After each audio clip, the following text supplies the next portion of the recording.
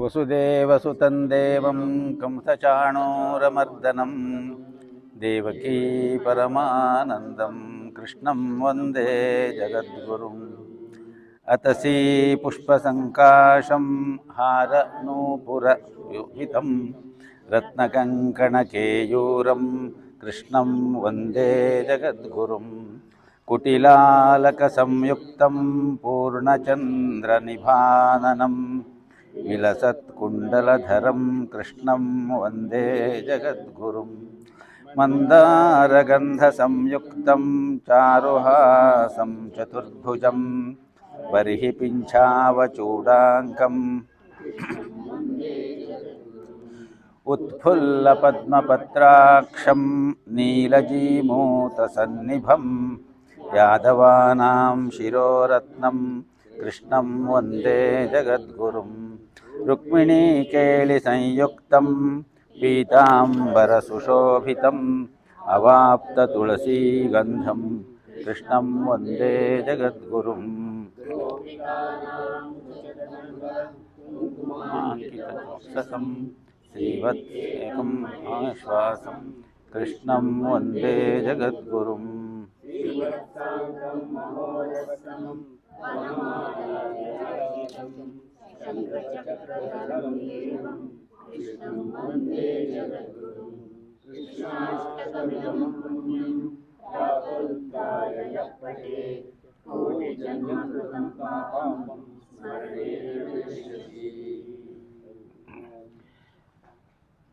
ನಮಸ್ಕಾರ ಎಲ್ರಿಗೂ.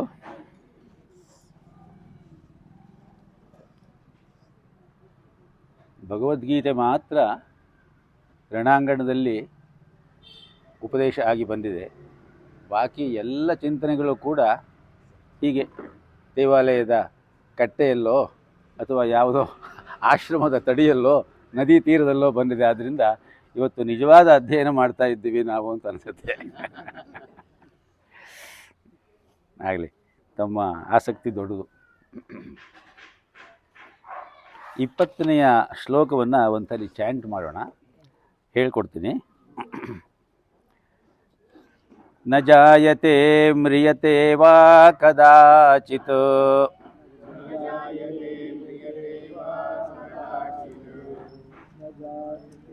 ಮ್ರಿಯತೆ ವಾ ಕದಾಚಿತ್ ನಾಯಂ ಭೂತ್ವಾ ಭವಿತಾ ವಾ ನ ಭೂಯಃ.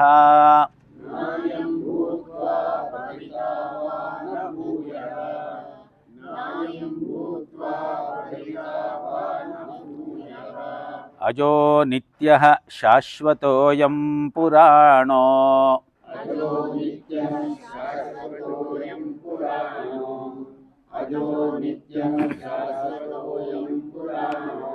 ನ ಹನ್ಯತೆ ಹನ್ಯಮಾನೇ ಶರೀರೇ.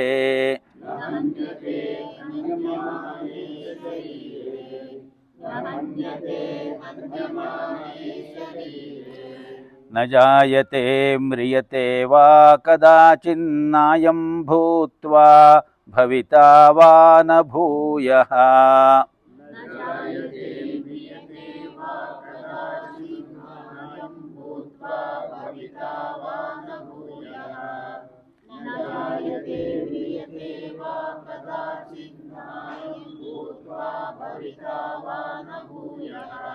ಅಜೋ ನಿತ್ಯಃ ಶಾಶ್ವತೋಯಂ ಪುರಾಣೋ ನ ಹನ್ಯತೆ ಹನ್ಯಮಾನೇ ಶರೀರೇ.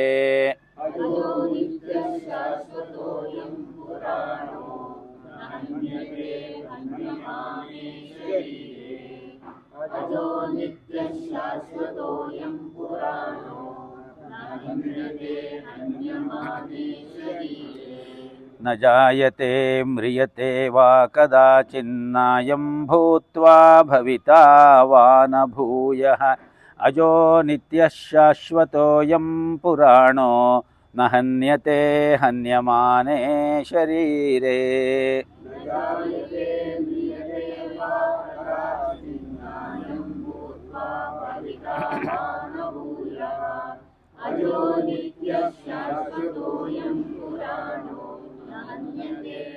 ನ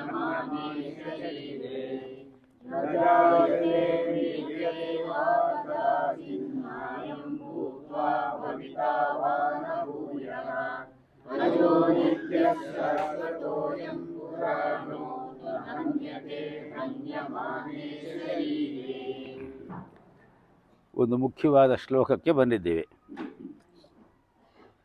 ಕೃಷ್ಣ ಹೇಳ್ತಾ ಇದ್ದಾನೆ, ನ ಹನ್ಯತೆ ಹನ್ಯಮಾನೇ ಶರೀರೇ.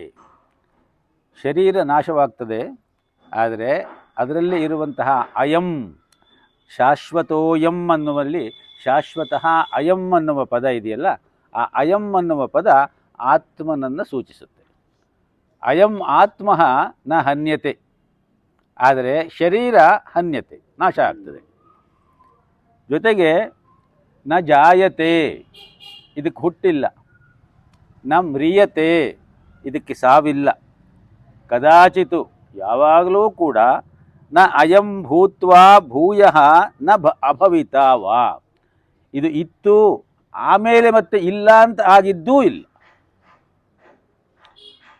ಭೂತ್ವ ಹುಟ್ಟಿತು, ಇದೆ. ಭವಿತಾವ ಅಭವಿತಾವ ನ ಭೂಯಃ, ಭೂಯಃ ಅಂದರೆ ಮತ್ತೆ, ಅಭವಿತ ಇಲ್ಲ ಅನ್ನೋದು ಆಗಿಲ್ಲ. ಅಂದರೆ ಶಾಶ್ವತವಾಗಿ ಇರುವಂತಹದ್ದು. ಅದರ ಮುಂದಿನ ಪದಗಳು ಅಜಃ, ನಿತ್ಯ, ಶಾಶ್ವತಃ, ಪುರಾಣ. ಇದು ಆತ್ಮನ ಒಂದು ಸ್ವರೂಪ ಅಂತ ಹೇಳ್ತಾ ಇದ್ದಾನೆ ಕೃಷ್ಣ. ಯಾವ ಕಾಲದಲ್ಲಿಯೂ ಇದು ಹುಟ್ಟಿಲ್ಲ, ಯಾವ ಕಾಲದಲ್ಲಿಯೂ ಇದು ಸಾಯುವುದೂ ಇಲ್ಲ. ಉತ್ಪತ್ತಿಯಾಗಿ ಮತ್ತೆ ಇರುತ್ತಾನೆ, ಒಂದು ಹಿಂದೆ ಇರಲಿಲ್ಲ ಅನ್ನುವುದೂ ಇಲ್ಲ. ಈತ ಜನ್ಮರಹಿತ, ನಿತ್ಯ, ಶಾಶ್ವತ, ಪುರಾತನ. ಪುರಾಣ, ಪುರಾಣ ಅಂದರೆ ಇದು ಒಂದೊಂದಕ್ಕೂ ವಿಶೇಷವಾದ ಅರ್ಥವನ್ನು ಹೇಳ್ತಾರೆ. ಅಯಂ ಆತ್ಮ ಅಜಃ. ಅಜಃ ಅಂತ ಹೇಳಿದ್ರೆ, ಜಹ ಅಂತ ಹೇಳಿದ್ರೆ ಹುಟ್ಟುವುದು, ಹುಟ್ಟುವುದು. ಜಹ ಅನ್ನುವ ಪದ ಸಂಸ್ಕೃತದಲ್ಲಿದೆಯಲ್ಲ, ಆ ಜಹ ಅನ್ನುವ ಪದದಿಂದಲೇ ಜೆನೆಟಿಕ್ ಅನ್ನುವಂತಹ ಪದ ಇಂಗ್ಲೀಷ್ನಲ್ಲಿ ಬಂದಿದೆ ಅಂತ ಕೂಡ ಹೇಳ್ತಾರೆ ಬಲ್ಲವರು. ಅದರಿಂದ ಇದಕ್ಕೆ ಹುಟ್ಟಿಲ್ಲ. ಅಜಹ, ಇದು ಹುಟ್ಟಿದ್ದಲ್ಲ, ಯಾವತ್ತೂ ಹುಟ್ಟಿ ಬಂದಿದ್ದಲ್ಲ. ಆ ಅಂತ ಹೇಳುವುದು ನಿಷೇಧಾತ್ಮಕವಾದಂತಹ ಅರ್ಥವನ್ನು ಸೂಚಿಸುತ್ತೆ. ಜಹ ಹುಟ್ಟುವುದು, ಅಹ ಆ ಇಲ್ಲ, ಇದು ಹುಟ್ಟಿಲ್ಲ. ನಿತ್ಯ, ನಿತ್ಯ ಅಂತ ಹೇಳಿದ್ರೆ ಏನು? ಯಾವತ್ತೂ ಇರುವಂತಹದ್ದೆಯ. ಶಾಶ್ವತಃ ಅಂತ ಇನ್ನೊಂದು ಪದನೂ ಇದೆ ಅಲ್ಲಿ. ಅದರ ಅರ್ಥ ಏನು? ಅದು ಒಂದೇ. ಅದರ ಅರ್ಥವನ್ನು ಭಾಳ ವಿಶೇಷವಾಗಿ ಮಾಡ್ತಾರೆ. ಹುಟ್ಟುವುದು ಎಂದರೆ ಹಿಂದೆ ಇರಲಿಲ್ಲ, ಈಗ ಇದೆ ಎಂದರ್ಥ. ಮಗು ಹುಟ್ಟಿದಾಗ ನಾವೇನು ಮಾಡ್ತೀವಿ? ಈ ದೇಹ ಹಿಂದೆ ಇರಲಿಲ್ಲ. ಮಗು ಹುಟ್ಟಿದಾಗ ಆ ಹುಟ್ಟಿ ಬಂದಂತಹ ಮಗುವಿನ ದೇಹ ಹಿಂದೆ ಇರಲಿಲ್ಲ, ಈಗ ಇದೆ. ನಾವು ಅದಕ್ಕೆ ಏನು ಮಾಡ್ತೀವಿ? ನಾಮಕರಣ ಮಾಡ್ತೀವಿ, ಒಂದು ಹೆಸರಿಡ್ತೀವಿ, ಹುಟ್ಟಿದ ಹಬ್ಬ ಮಾಡ್ತೀವಿ. ಆಮೇಲೆ ಇದನ್ನೆಲ್ಲ ಮಾಡುವುದು ಯಾವುದಕ್ಕೆ? ಹುಟ್ಟಿ ಬಂದಿರುವಂತಹ ಶರೀರಕ್ಕೆ. ಶರೀರಕ್ಕೆ ಹುಟ್ಟುವ ಮೊದಲು ಕೂಡ ಆ ಶರೀರದಲ್ಲಿ ಇದ್ದಂತಹ, ಇವಾಗ ಅದನ್ನು ಮನೆ ಮಾಡಿಕೊಂಡಿರುವಂತಹ ಚೈತನ್ಯ ಇತ್ತು ಆ ಮಗು ಹುಟ್ಟುವ ಮೊದಲು ಕೂಡ. ಅದೆಲ್ಲ ಮಾಡುವುದು ನಾವು ಯಾವುದಕ್ಕೆ? ಹೊರಗಿನ ಆ ದೇಹಕ್ಕೆ, ಅದರ ಒಳಗೆ ಇರುವ ಚೈತನ್ಯಕ್ಕೆ ಅಲ್ಲ. ಅದು ಇಲ್ಲಿಗೆ ಬರುವುದಕ್ಕೆ ಮುಂಚೆಯೂ ಇತ್ತು ದೇಹ ಧರಿಸಿ. ಅದು ಸಾಯುವುದೂ ಇಲ್ಲ. ಯಾವುದು ಸಾಯುವುದಿಲ್ಲ? ಚೈತನ್ಯ. ದೇಹ ಇಲ್ಲವಾಗಬಹುದು, ಚೈತನ್ಯ ಸಾಯುವುದಿಲ್ಲ. ಅಂದರೆ ದೇಹ ಹೋದರೆ ಹಿಂದೆ ಇರುವ ಜೀವ ನಿರ್ನಾಮವಾಗಿ ಹೋಗುವುದಿಲ್ಲ. ಮಡಕೆ ಒಡೆದರೆ ಏನಾಗುತ್ತೆ? ಒಳಗೆ ಇರುವ ಆಕಾಶ ನಾಶವಾಗುತ್ತಾ? ಆಕಾಶ ಅಂತ ಹೇಳುವುದು, ಮಡಕೆ ಘಟಾಕಾಶ ಅಂತ ಹೇಳುವುದು ವೇದಾಂತದಲ್ಲಿ ಒಂದು ಸುಂದರವಾದಂತಹ ಒಂದು ಉಪಮಾನ. ಘಟ ಅಂತ ಹೇಳಿದ್ರೆ ಮಡಕೆ. ಮಡಕೆ ಖಾಲಿ ಇರುವ ಮಡಕೆಯಲ್ಲಿ ಒಳಗಡೆಗೆ ಜಾಗ ಇರುತ್ತಲ್ಲ, ಅವಕಾಶ, ಅದು ಆಕಾಶ. ಆ ಆಕಾಶ, ಅದೇ ರೀತಿಯ ಆಕಾಶ ತತ್ವ ನಮ್ಮ ಶರೀರದಲ್ಲೂ ಇದೆ. ಶರೀರದಲ್ಲಿ ಆಕಾಶ ತತ್ವ ಇಲ್ಲದೆ ಹೋದರೆ, ಮಧ್ಯದಲ್ಲಿ ಏನಾದರೂ ರಕ್ತ ಸಂಚಾರಕ್ಕೆ ಯಾವುದಾದ್ರೂ ಒಂದು ಹುಟ್ಕೊಂಡ್ಬಿಟ್ರೆ ಜೀವನವೇ ಇಲ್ಲ. ಸೊ ಆ ಪಂಚಭೂತಗಳಲ್ಲಿ ಆಕಾಶ ತತ್ವ ಬಹಳ ವಿಶೇಷವಾದದ್ದು. ಇವಾಗ ಆಕಾಶ ಇರುವಂತಹ ಆ ಘಟವನ್ನು ಅಂದರೆ ಮಡಕೆಯನ್ನು ಒಡೆದು ಹಾಕಿದ್ರೆ ಆಕಾಶ ಏನಾಯಿತು? ಅದರೊಳಗಿದ್ದಿದ್ದ ಆಕಾಶ ಮಹಾಕಾಶದಲ್ಲಿ ಸೇರ್ಕೊಂಡ್ಬಿಡ್ತು. ಮಹಾಕಾಶದಲ್ಲಿ ಸೇರ್ಕೊಂಡ್ಬಿಡ್ತು. ಅದೇ ರೀತಿ ಚೈತನ್ಯ, ಒಂದು ಶರೀರ, ಜೀವ ಇಲ್ಲ ಅಂತಾದಾಗ ಏನಾಗುತ್ತೆ? ಆ ಚೈತನ್ಯ ಮಹಾನ್ ಚೈತನ್ಯದಲ್ಲಿ ಸೇರ್ಕೊಳ್ತದೆ. ಮಹಾನ್ ಚೈತನ್ಯದಲ್ಲಿ ಸೇರ್ಕೊಂಡ್ಬಿಡುತ್ತೆ. ಅದು ಇಲ್ಲ ಅಂತ ಆಗೋದಿಲ್ಲ. ಹುಟ್ಟಿ ಇಲ್ಲದಂತೆ ಆಗುವುದೂ ಇಲ್ಲ. ಹುಟ್ಟಿರುವಾಗ ಆತ್ಮ ಏನು ಮಾಡುತ್ತೆ? ದೇಹ, ಇಂದ್ರಿಯ, ಮನಸ್ಸು, ಬುದ್ಧಿ, ಅಹಂಕಾರ, ಈ ಕರಣಗಳ ಮೂಲಕ ಕೆಲಸ ಮಾಡ್ತಾ ಇರುತ್ತೆ ಅಲ್ವಾ? ಮನೋಬುದ್ಧಿ ಅಹಂಕಾರ ಚಿತ್ತಾನಿ ನಾಹಂ. ಆತ್ಮಷಟ್ಕದಲ್ಲಿ ಶಂಕರಾಚಾರ್ಯರು ಹೇಳುವುದನ್ನು ಕೇಳಿದ್ದೀರಿ. ಮನಸ್ಸಲ್ಲ ನಾನು, ಬುದ್ಧಿ ಅಲ್ಲ ನಾನು, ಚಿತ್ತ ಅಲ್ಲ ನಾನು, ಅಹಂಕಾರ ಅಲ್ಲ ನಾನು. ಚಿದಾನಂದರೂಪ ಶಿವೋಹಂ ಶಿವೋಹಂ. ನಾನು ಆ ಚಿತ್ ಆನಂದ ಸ್ವರೂಪಿಯಾದ ಶಿವ. ಶಿವ ಅಂತ ಹೇಳಿದ್ರೆ ಮಂಗಳ ಸ್ವರೂಪಿಯಾದ ಪರಂಬ್ರಹ್ಮ, ಅದೇ ಮಹಾನ್ ಆತ್ಮ. ಆ ರೀತಿಯಲ್ಲಿ ಕೆಲಸ ಮಾಡ್ತಾ ಇರುತ್ತದೋ. ಈಗ ಚೈತನ್ಯ ಇರುವುದು ಸತ್ಯ ಅಂತ ಆದರೆ ಯಾವ ಕರಣಗಳ ಮೂಲಕ ಅದು ಕೆಲಸ ಮಾಡುತ್ತಿದೆಯೋ ಆ ಕರಣಗಳೆಲ್ಲ ಹಾಳಾದರೂ ಕೂಡ ಅದರ ಹಿಂದೆ ಇರುವಂತಹ ಚೈತನ್ಯ ಇರಲೇಬೇಕಲ್ವಾ? ಇರಲೇಬೇಕಲ್ವಾ? ಈಗ ಒಂದು ರೇಡಿಯೋದಲ್ಲಿ ನಾವು ಸಂಗೀತ ಕೇಳ್ತೀವಿ. ರೇಡಿಯೋದ ಯಾವುದೋ ಒಳಗಡೆಯ ಉಪಕರಣ ಒಂದು ಪಾರ್ಟು ಏನೋ ಹಾಳಾಯಿತು, ಸಂಗೀತ ಕೇಳುವುದಿಲ್ಲ ಅದನ್ನು ಆನ್ ಮಾಡಿದ್ರು ಕೂಡ. ಆದರೆ ಆ ಸಂಗೀತದ ತರಂಗಗಳು ಆಕಾಶದಲ್ಲಿ ಇಲ್ವಾ? ಆಕಾಶದಲ್ಲಿ ಆ ಸಂಗೀತದ ತರಂಗಗಳ ಸ್ಪಂದನ ಇದ್ದೇ ಇರುತ್ತೆ. ಆದರೆ ಕೇಳುವ ಉಪಕರಣವಾಗಿ ಇಟ್ಟುಕೊಂಡಂತಹ ರೇಡಿಯೋದ ಯಾವುದೋ ಒಂದು ಪಾರ್ಟ್ ಹಾಳಾಗಿರೋದ್ರೆ ಅದು ನಮ್ಗೆ ಕೇಳ್ತಾ ಇಲ್ಲ. ಅದೇ ರೀತಿ ಈ ಶರೀರವೂ ಕೂಡ ಇದು ಹಾಳಾದರೆ ಒಳಗಡೆ ಇರುವ ಚೈತನ್ಯ ಇಲ್ಲ ಅಂತ ಆಗುವುದಿಲ್ಲ ಅಲ್ವಾ? ಆಕಾಶದಲ್ಲಿ ಹೇಗೆ ಶಬ್ದ ತರಂಗಗಳು ಇರ್ತದೋ ಅದೇ ರೀತಿ ಈ ಚೈತನ್ಯ ಇದ್ದೇ ಇರುತ್ತೆ. ಆದ್ದರಿಂದ ಇದನ್ನು ವೈಜ್ಞಾನಿಕವಾಗಿ ನೋಡಿದ್ರೂ ಕೂಡ ಯಾವುದೇ ಒಂದು ವಸ್ತುವನ್ನು ಸಂಪೂರ್ಣವಾಗಿ ನಾಶ ಮಾಡಲಿಕ್ಕೆ ಸಾಧ್ಯ ಇಲ್ಲ ಅಂತ ಹೇಳೋದನ್ನು ಎಲ್ಲರೂ ಒಪ್ತೀರಿ ಅಲ್ವಾ? ಇವಾಗ ಮಡಕೆನೇ ತಗೊಳ್ಳೋಣ ನಾವು. ಮಡಕೆ ಒಡೆದು ಚೂರು ಮಾಡಿದ್ರೆ ಮಡಕೆ ನಾಶವಾಯ್ತಾ? ಯಾವ ಜೇಡಿಯ ಮಣ್ಣಿನಿಂದ ಮಡಕೆ ಆಯಿತೋ ಆ ಜೇಡಿಯ ಮಣ್ಣಿನ ರೂಪಕ್ಕೆ ಬಂತು. ಆ ಜೇಡಿಯ ಮಣ್ಣನ್ನು ಏನು ಮಾಡಬೇಕು? ಪುನಃ ವಿಪರೀತವಾಗಿ ಶಾಖ ಕೊಟ್ಟು ಅದನ್ನು ಕುದಿಸಿದ್ರೆ ಏನಾಗುತ್ತದೋ ಅದು ಅನಿಲವಾಗ್ತದಂತೆ. ಆ ಅನಿಲವಾದಂತಹ ಆ ಒಂದು ವಸ್ತುವನ್ನು ಕೂಡ ಇನ್ನೂ ಹೆಚ್ಚಿಗೆ ಶಾಖಕ್ಕೆ ನೀವು ಅಳವಡಿಸಿದರೆ ಅದು ರೇಡಿಯೇಷನ್ ಆಗ್ತದೆ ಅಂತ ಹೇಳ್ತಾರೆ. ಅಂದರೆ ಪೂರ್ತಿ ನಿರ್ನಾಮ ಮಾಡಲಿಕ್ಕೆ ಸಾಧ್ಯವಿಲ್ಲ ಒಂದು ವಸ್ತುವನ್ನು, ಅದರ ಅವಸ್ಥೆಗಳನ್ನು ನೀವು ಬೇರೆ ಮಾಡ್ತಾ ಹೋಗಬಹುದು ಆ ರೀತಿಯಲ್ಲಿ. ಅದೇ ರೀತಿ ಈ ಚೈತನ್ಯವೂ ಕೂಡ ಬೇರೆ ಬೇರೆ ಬೇರೆ ಬೇರೆ ಶರೀರದೊಳಗೆ ಹೋಗ್ತಾ ಇರುತ್ತೆ, ಬರ್ತಾ ಇರುತ್ತೆ. ಆ ರೀತಿಯಲ್ಲಿ ಅಜಹ, ಇದು ಹುಟ್ಟಿ ಬಂದಿದ್ದಲ್ಲ. ನಿತ್ಯ ಅಂತ ಹೇಳಿದ್ರೆ ಈತನಿಗೆ ಹುಟ್ಟು ಮತ್ತು ಸಾವು ಎರಡೂ ಇಲ್ಲ ಅಂತ ಹೇಳ್ತೀವಿ ನಾವು. ಮಾಡುವ ಹಾಗಾದರೆ ಹುಟ್ಟಿದ ಹಬ್ಬ, ಶ್ರಾದ್ದ ಇವುಗಳೆಲ್ಲ ಯಾವುದಕ್ಕೆ? ದೇಹಕ್ಕೆ ಅಷ್ಟೇನೆಯ. ಸೊ ಈ ದೇಹಕ್ಕೆ ಅಂತ ಹೇಳಿ ನಾವು ಅಂದ್ಕೊಂಡಾಗ ಪ್ರತಿ ವರ್ಷ ಇದಕ್ಕೆ ಮಾಡಬೇಕಾ?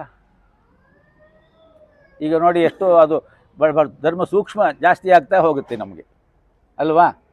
ಆದರೆ ಆ ಮಟ್ಟಕ್ಕೆ ನಮ್ಮ ಪ್ರಬುದ್ಧತೆ ಬೆಳೆದಿದೆಯಾ?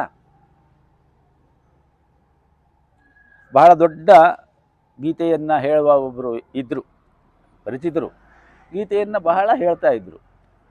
ಅವರು ಕಾಲವಾದಾಗ ನನಗೆ ಏನೂ ಮಾಡಬೇಕಾಗಿಲ್ಲ, ಗೀತೆಯಲ್ಲಿ ಹೇಳಿದಾಗೆ ಗೀತಾ ಪುಸ್ತಕ ಇಟ್ಬಿಟ್ಟು ನನಗೆ ಬೆಂಕಿ ಕೊಟ್ಬಿಡಿ ಅಂತಂದರು. ಆದರೆ ಮನೆಯವರಿಗೆಲ್ಲ ಡೈಲಮಾ ಶುರುವಾಯಿತು. ಮಾಡಬೇಕೋ ಬಿಡಬೇಕೋ. ಈ ನಂಬಿಕೆ ಬಲವಾಗದೆ ಹೋದರೆ ಎಷ್ಟು ಓದಿದ್ರೂ ಅಷ್ಟೇ, ಏನೂ ಪ್ರಯೋಜನವಾಗುವುದಿಲ್ಲ. ಅದರಿಂದ ನಮ್ಮ ಪ್ರಬುದ್ಧತೆ, ನಮ್ಮ ಮೆಚ್ಯೂರಿಟಿ ಬರಬೇಕು. ಇದು ಹೌದು ಅಂತ ಹೇಳುವ ಸಂಪೂರ್ಣವಾದಂತಹ ಭಾವ ಬರಬೇಕು. ಇದೆಲ್ಲ ದೇಹಕ್ಕೆ ನಾವು ಮಾಡ್ತೀವಿ, ಮಗುವಿಗೆ ಅಲ್ವಾ? ಶ್ರಾದ್ದವಾದರೂ ಅಷ್ಟೇ, ಹುಟ್ಟಿದ ಹಬ್ಬ ಆದರೂ ಯಾವುದಾದ್ರೂ ಅಷ್ಟೇನೆಯ. ಜೀವ ಹೌದು, ಎಲ್ಲವೂ ಅಷ್ಟೇನೆಯ. ಶರೀರಕ್ಕೆ ಮಾಡುವುದು. ಶರೀರ ಬರುವಾಗ ಪ್ರಕೃತಿ, ಆ ಪ್ರಕೃತಿಯನ್ನು ಸಂಸ್ಕೃತಿಯ ಕಡೆಗೆ ಕರೆದುಕೊಂಡು ಹೋಗುವ ಕ್ರಿಯಾಕಲಾಪಗಳೇ ಸಂಸ್ಕಾರ. ಆ ಈಗ ನಮ್ಮ ಕೂದಲು ಬೆಳೀತಾ ಹೋಗುತ್ತೆ, ಅದನ್ನು ಕಾಲ ತಿಂಗಳಿಗೆ ಒಂದ್ಸಲಿ ನಾವು ಸಲೂನಿಗೆ ಹೋಗಿ ಕಟ್ ಮಾಡದೆ ಹೋದರೆ ನಮ್ಮನ್ನು ಯಾರೂ ನೋಡಲಿಕ್ಕೆ ಆಗೋದಿಲ್ಲ. ಅದೊಂದು ಸಂಸ್ಕಾರ. ಆ ರೀತಿಯಲ್ಲಿ ಪ್ರಕೃತಿ ಬೇರೆ, ಸಂಸ್ಕೃತಿ ಬೇರೆ, ಇನ್ನೊಂದಿದೆ ವಿಕೃತಿ ಬೇರೆ.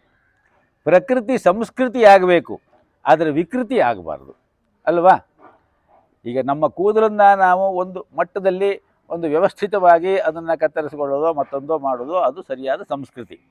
ಅದು ಬಿಟ್ಬಿಟ್ಟು ಇಲ್ಲರ್ಧ ಅಲ್ಲರ್ಧ ಇವಾಗಿನ ನೋಡಿದ್ದೀರಲ್ಲ, ನಾವು ನೋಡ್ತೀವಲ್ಲ, ಅದು ವಿಕೃತಿ. ಅದು ಆಗಬಾರ್ದು.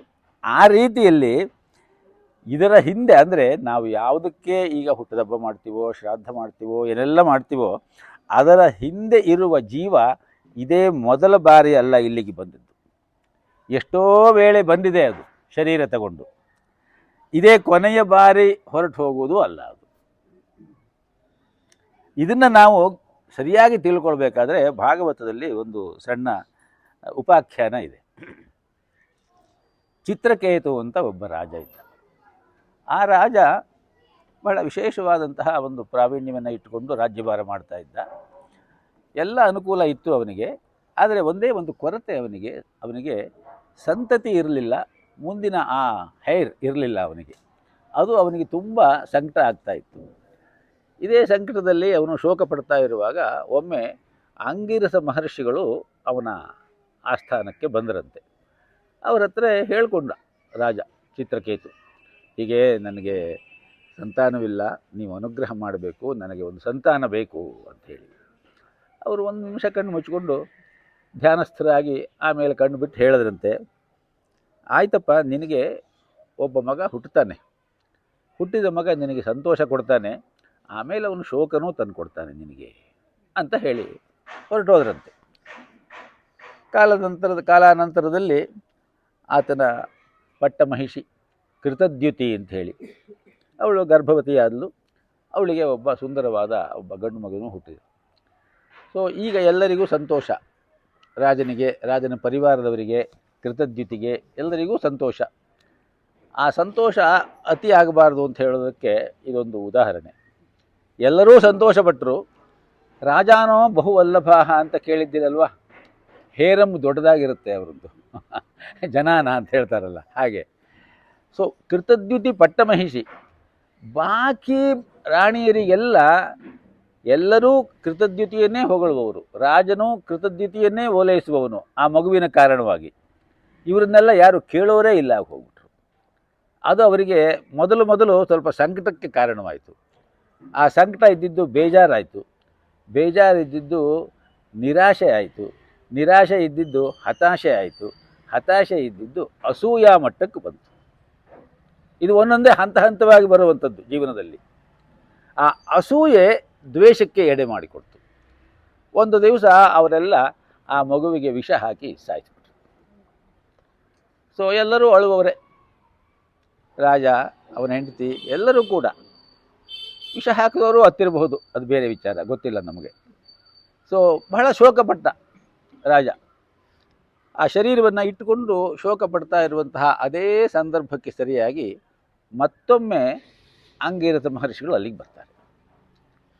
ಹಾಗೆ ಬರುವಾಗ ಅವ್ರ ಜೊತೆಯಲ್ಲಿ ನಾರದ ಮಹರ್ಷಿಗಳು ಬಂದಿರ್ತಾರೆ.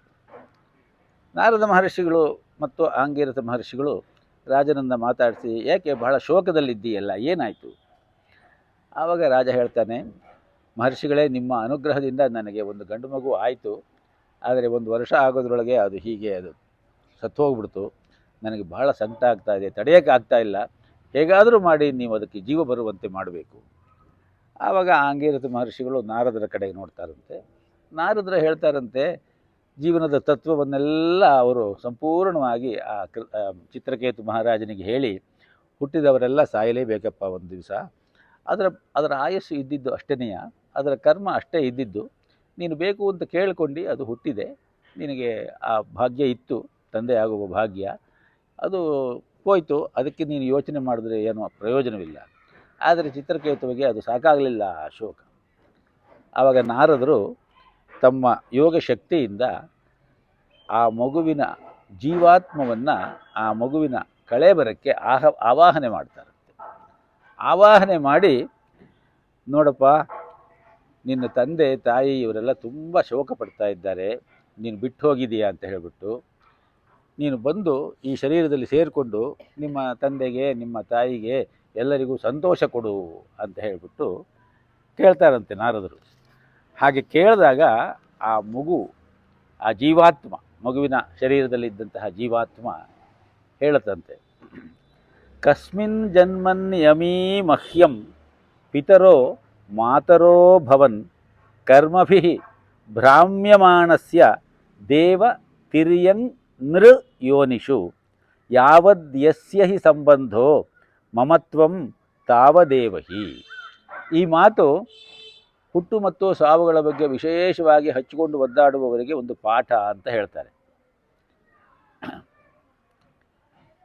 ನಾನು ನನ್ನ ಕರ್ಮವೇ ಕಾರಣವಾಗಿ ಸಾವಿರಾರು ಜನ್ಮಗಳನ್ನು ಕರ್ಮಭಿಃ ಭ್ರಾಮ್ಯಮಾಣಸ್ಯ, ಅಲ್ಲಿಂದಿಲ್ಲಿಗೆ ಇಲ್ಲಿಂದಲ್ಲಿಗೆ, ಹುಟ್ಟಿನಿಂದ ಸಾವಿಗೆ, ಸಾವಿನಿಂದ ಹುಟ್ಟಿಗೆ ನನ್ನ ಕರ್ಮಕ್ಕೆ ಅನುಸಾರವಾಗಿ ತಿರುಗ್ತಾ ಇದ್ದೇನೆ.